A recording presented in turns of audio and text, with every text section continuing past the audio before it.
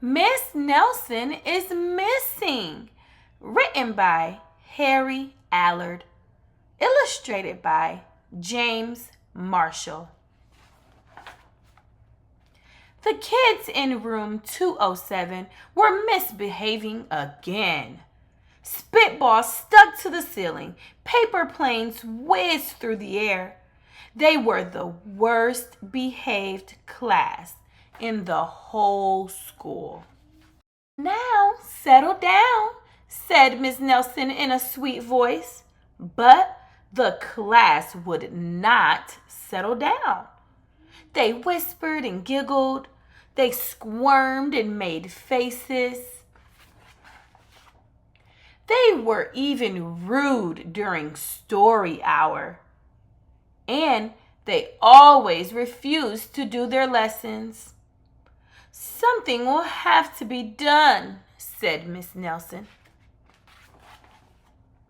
The next morning, Miss Nelson did not come to school. "Wow!" yelled the kids. "Now we can really act up." They began to make more spitballs and paper planes. "Today, let's just be terrible," they said. "Not so fast," hissed an unpleasant voice. A woman in an ugly black dress stood before them. "I am your new teacher, Miss Viola Swamp." And she rapped the desk with her ruler. "Where is Miss Nelson?" asked the kids. "Never mind that," snapped Miss Swamp. "Open those arithmetic books." Miss Nelson's kids did as they were told. They could see that Miss Swamp was a real witch. She meant business. Right away, she put them to work, and she loaded them down with homework. "We'll have no story hour today," said Miss Swamp. "Keep your mouths shut," said Miss Swamp. "Sit perfectly still," said Miss Swamp. "And if you misbehave, you'll be sorry," said Miss Swamp. The kids in room 207 had never worked so hard. Days went by, and there was no sign of Miss Nelson. The kids missed Miss Nelson. "Maybe we should try to find her," they said. Some of them went to the police. Detective McSmog was assigned to the case. He listened to their story. He scratched his chin.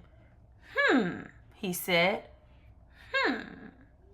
"I think Miss Nelson is missing." Detective McSmog would not be much help. Other kids went to Miss Nelson's house. The shades were tightly drawn and no one answered the door. In fact, the only person they did see was the wicked Miss Viola Swamp coming up the street. "If she sees us, she'll give us more homework." They got away just in time. "Maybe something terrible happened to Miss Nelson. Maybe she was gobbled up by a shark," said one of the kids. But that didn't seem likely.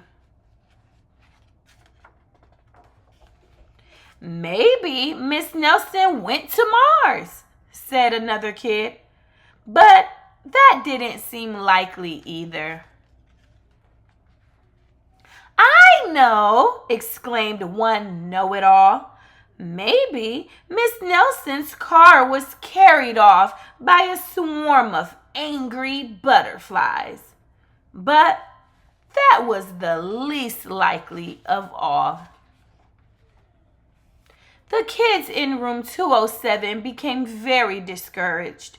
It seems that Miss Nelson was never coming back, and they would be stuck with Miss Viola Swamp forever. They heard footsteps in the hall. "Here comes the witch," they whispered. "Hello, children," said someone in a sweet voice. It was Miss in.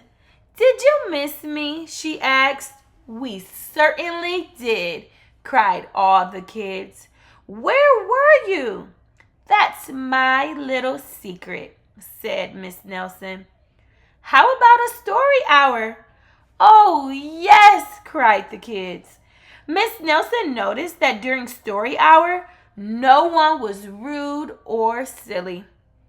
What brought about this lovely change? She asked. That's our little secret, said the kids.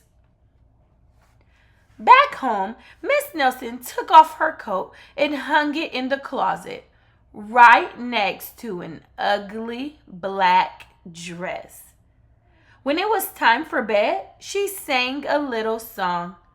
I'll never tell, she said to herself with a smile. P.S. Detective McSmog is working on a new case. He is now looking for Miss Viola Swamp. The end.